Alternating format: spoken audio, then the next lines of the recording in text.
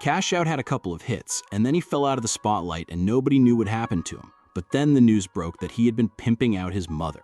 And this is the crazy story behind why he's serving a life sentence in prison on his trafficking charge.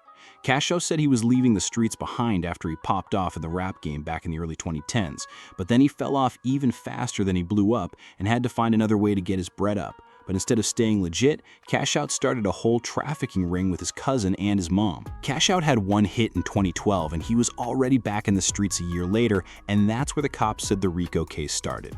Cash Out formed his label Pyrex Music Group, aka PMG, but instead of signing artists, Cash was using it as a front to kidnap women and force them into work.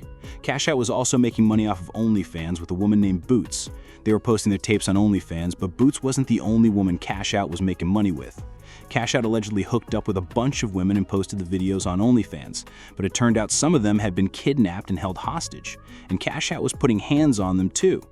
Cash Out, his mom Linda Smith, aka Mama Cash, and Cash Out's cousin Tyrone Taylor were all named in the RICO indictment. According to the cops, they were using the PMG label to make women think they were going to get a shot in the rap game, but instead, the women were forced into getting pimped out. Cash Out's mom was getting pimped too, and she was also helping bring in the other women. Pimping doesn't usually carry big sentences, but the RICO is what made the situation way worse for Cash Out.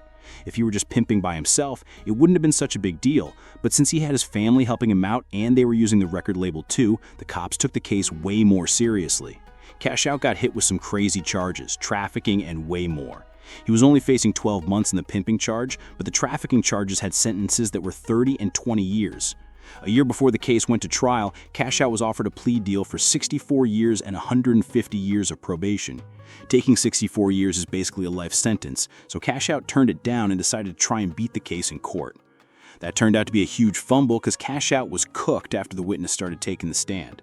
A lot of blogs and YouTubers were saying Cash Out got a life sentence just for pimping, but the real story is way crazier. Cash Out wasn't just pimping and making sapes. He was kidnapping homeless women off the street and forcing them to become prostitutes just so they could eat.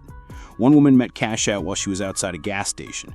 Cash Out told her he could help her make some money, so she got in his whip and had no idea what was about to happen. Cash Out took her to a house and he then locked her inside and started pimping her out. The woman couldn't leave the house, and the only time she even got food was when she earned money for Cash Out. Another witness took the stand and said Cash Out had trafficked her cousin and was forcing her to be a Cash Out said all the women he pimped out wanted to do it and that he never raped anybody, but the judge wasn't hearing it.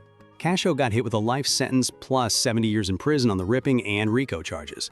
His cousin also got hit with life plus 60 years, and Mama Cash got off easier with a 20-year sentence for the RICO and trafficking charges. Rumors said that Cash Out's mama was the one who got him into pimping and trafficking.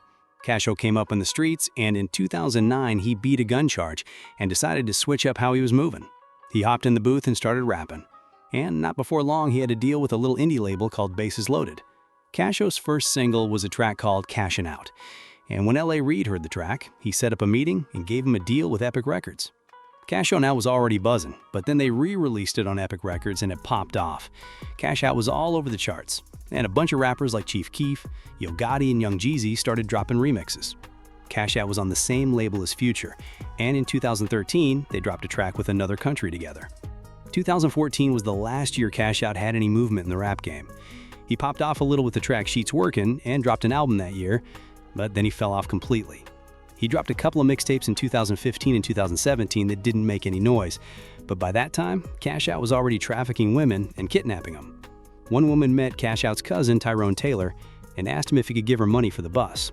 The woman was homeless, and Tyrone told her he could help her get a place to live. Then he took her to a motel to rip her and start pimping her out. After the trial was over and Cash Out got hit with a life sentence, some people were trying to tie it into the Young Thug RICO situation. The RICO against Thug and his YSL crew fell apart, and Thug walked free because the prosecution fumbled the trial completely. Fannie Willis is the district attorney in Atlanta, and she was getting a lot of heat for what happened in the Thug case. So some people think the judge hit Cash Out with a life sentence because they wanted to make an example out of him. Cash Out's case was way different from Thug's though. The prosecutors didn't have a lot of evidence that proved Thug was involved in anything. But Cash Out, he was beating women, holding them hostage, and starving them if they weren't making the money. Cash Out, his cousin Tyrone, and Mama Cash all found guilty and sentenced, but there were two other people caught up in the case as well. Cash Out's manager, Demetrius Edwards, aka Drama, and Kiara Danielle Adams, aka Boots.